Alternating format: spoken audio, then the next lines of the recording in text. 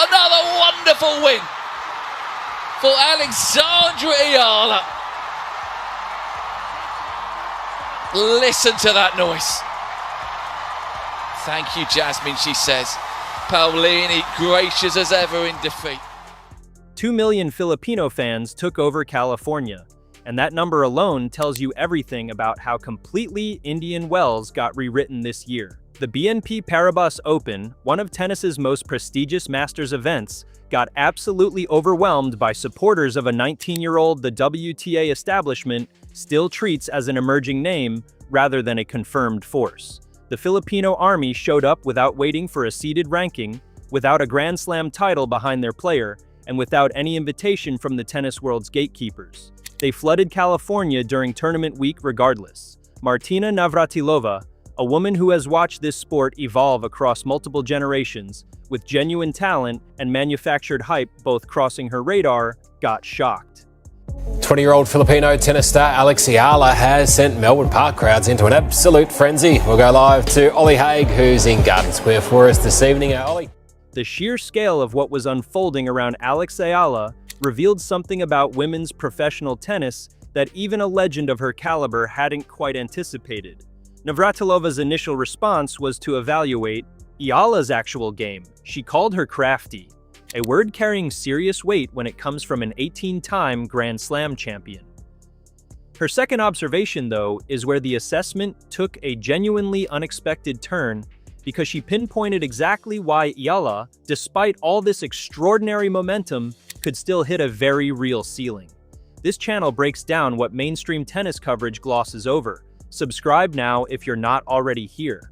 What Navratilova flagged in Ayala's technique is the one thing her Filipino army can't fix from the stands.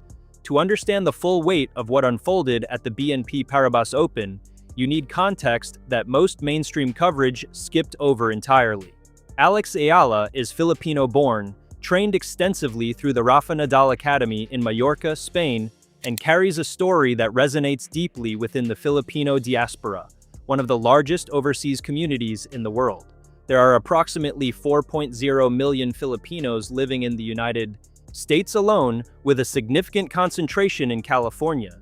When Ayala entered the Indian Wells draw, she wasn't just another young talent attempting to make noise in a loaded WTA field.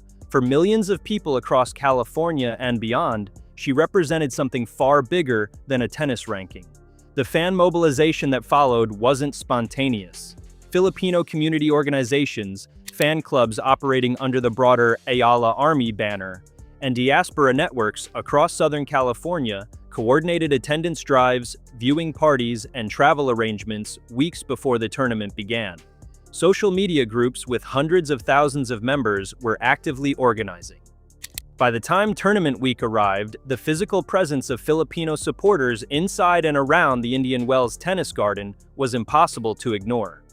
Practice sessions, events that typically draw a few dozen curious spectators, were drawing crowds that veterans of the tournament circuit described as genuinely unusual. Players warming up on outside courts regularly compete for space on the practice schedule, but Ayala's sessions were drawing audiences that made them feel closer to exhibition events. Staff members were reportedly caught off guard by the volume of people gathering simply to watch a teenager work through her pre-match preparation. What made this even more remarkable was the organizational discipline of the crowd. These weren't chaotic gatherings. Supporters came with handmade banners, Philippine flags, coordinated outfits, and a knowledge of tennis etiquette that demonstrated this wasn't a casual celebrity crowd, it was a legitimate fan base with a genuine understanding of the sport they were watching. That combination of passion and knowledge is rare, and it was visible throughout the tournament grounds. The broader figure of 2 million fans references the combined reach of this mobilization: in-person attendance, organized statewide viewing events, and documented community gatherings across California during the tournament window.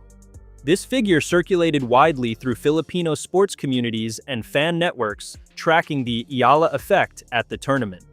Whether measured by physical presence or cultural impact, the scale of Filipino support surrounding Ayala at Indian Wells had no real precedent in recent WTA history.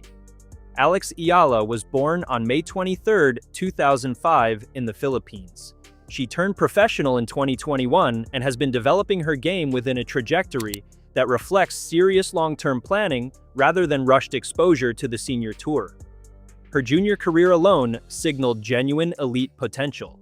Ayala won the 2021 Roland Garros girls singles title, making her the first Filipino player to win a junior Grand Slam singles title in the Open era. She backed that up with the 2022 US Open Girls Singles Championship, giving her 2 junior Grand Slam titles before she had even settled fully into senior competition.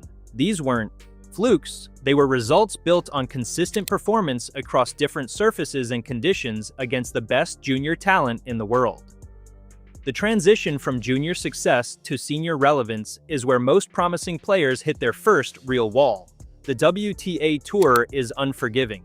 The competition density at every level is significant, and young players often spend years rebuilding their game to meet senior demands.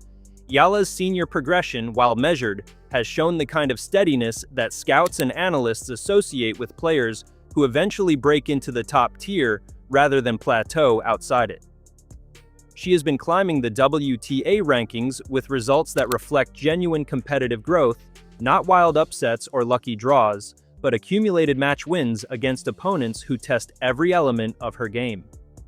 Her groundstroke construction is sophisticated for her age, particularly her ability to generate angles from the baseline that force opponents into uncomfortable positions. Her court coverage is above average, and her tactical decision-making in extended rallies shows the kind of chess player thinking that coaches spend years trying to develop in young professionals. The Rafa Nadal Academy background is worth noting here. Players who develop under that system tend to share a common foundation: high physical conditioning standards, relentless baseline discipline, and an ability to manage long points without losing competitive focus. Ayala fits that mold.